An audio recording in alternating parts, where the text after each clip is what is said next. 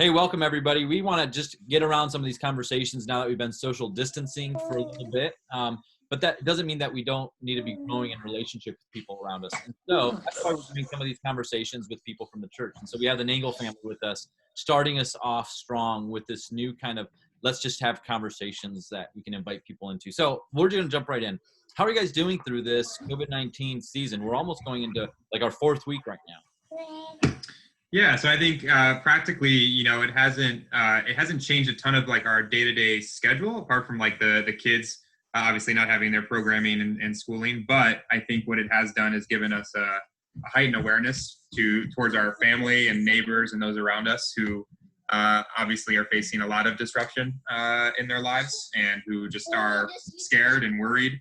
I think we've had some conversations even with family members and being able to, provide scripture to talk about, the peace that God provides. And so I think that's been the biggest, one of the biggest changes is just the awareness of those around us, and how to best, come alongside. Have you guys found any kind of silver lining or something sweet or something fruitful in this season or in this time? We've talked about doing Sabbath for a while, and we got maybe like one or two good Sabbaths in the last 6 months. But we've truly been able to have real Sabbath, like where we've kind of checked off all the things we were supposed to do and kind of just got to sit and hang out and got to read books and play board games with the kids.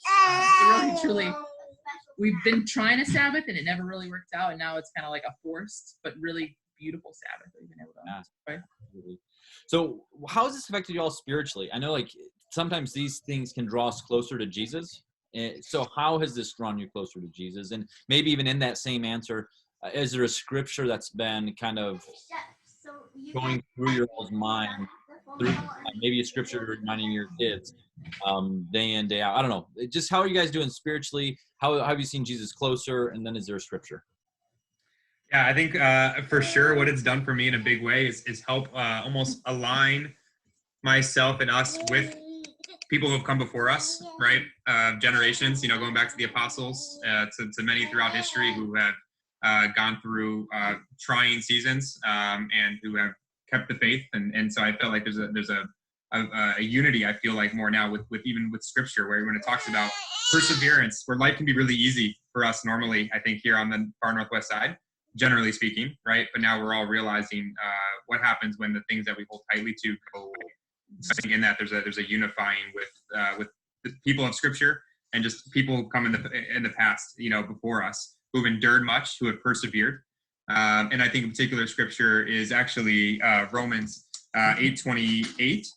8:32, which said, "He who did not spare his own son, but gave him up for us all, how will he not also with him graciously give us all things?"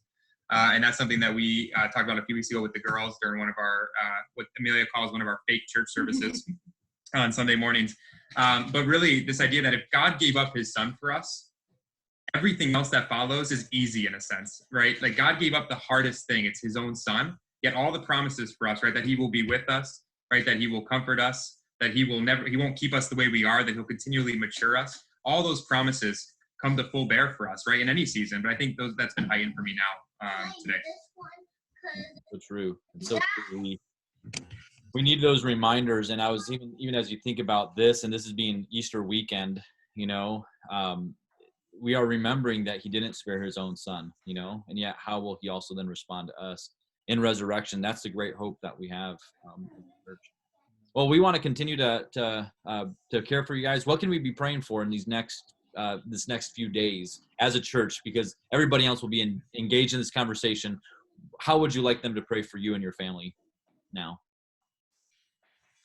I think just pray that we continue to just persevere and continue to not just, rest is good, but that we continue to be on mission in our neighborhood, with our friends, with our family, that we continue to be just a place of hope and rest for people who are weary, continue to have wisdom, and just discernment with our friends and family. Well, thank you guys for sharing a few moments of your life with us and for sharing your hearts. And I hope and pray that this season, however long it might go, if it's just a few more weeks, if it's another month, or more, which we're all hoping is not. But if it is, I pray that it would continue to be Sabbath rest and continue to be a good season for you all of living on mission. Thank you all. Absolutely. Thank you.